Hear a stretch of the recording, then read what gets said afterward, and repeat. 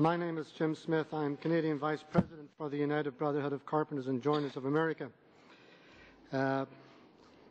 This bill jeopardizes many gains which the government has made in relation to projects we build for you. I would like to explain to you how the construction free market economy works, because you're about to interfere with it. In the construction sector, upon which your economic action plan hinge, project owners purchase construction. Companies like Suncor, Bruce Power, Irving and Nalcor decide to build a project and then let tenders. Union and non-union contractors compete. The most competitive bid gets the job. This is our free market. There are many happily unionized contractors who welcome the union in their workplace and see the value proposition in having a unionized workforce. What gives union contractors a competitive advantage is the well-trained, productive, work-ready and safe employees we provide. We provide this service at a cost to the union, which this bill will force us to disclose. This bill interferes in the free market because it uses the Parliament of Canada to force us to reveal our contractors' businesses' advantages to their competitors. More than an interference in the free market, Bill C-377 and the onerous costs associated with its reporting and compliance is nothing more than a tax on unionized contractors in order to tip the scales in favor of their non-union competition. Their non-union competition is here today at the table, but our partners, the unionized contractors, have not been invited to the table. So, how is this a tax? The dues our members choose to pay come from their paychecks as deductions. They choose to pay this money to belong to their guild rather than go it on their own in the industry. There are many non-union workers who have exercised a free choice not to belong to the union and not to pay tax as dues.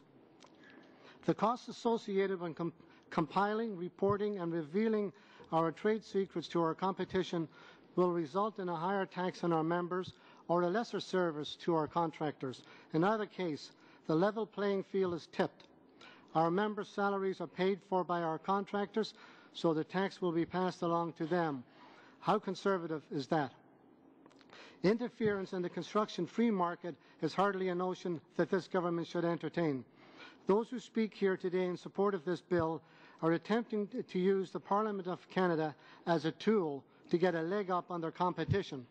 How conservative is that? I mentioned that our contractors recognize the value-added proposition which construction unions add to their business. You may wonder what exactly these are. Let me briefly explain. We spend $250 million a year on training for our members.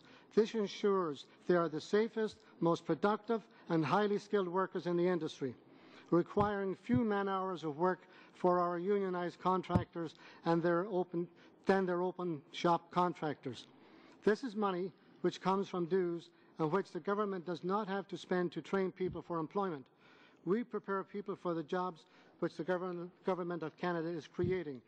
One of the most important value-added benefits we provide to our contractors and to the industries which depend on them is our hiring hall. This is an archaic term which few understand, but in today's world, it means that we provide a nationwide infrastructure and membership database which can be accessed by contractors at a moment's notice. We manage the peaks and valleys of employment in our industry so that the government doesn't have to. 1 minute, please.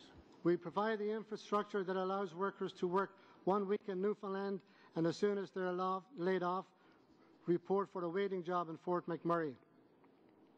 Our contractors see this as an invaluable benefit and it saves them considerable time and expense. Our members already know where their dues goes. I have copies of our Constitution, and in fact I'll give everyone a copy today. On the inside cover there's the agenda. We call it the order of business for every monthly meeting that happens at every local in Canada. Number 9 is appropriations of money, and number 18 is detailed receipts and expenses. We ask our members for approval to spend and then account for the detailed receipts at each meeting. And every year we collect all these expenses and have them audited by external auditors, which is a requirement of our Constitution. Audited statements are shared with our members. Our Constitution entitles them to this information. Okay. And if that is... Yeah, thank you.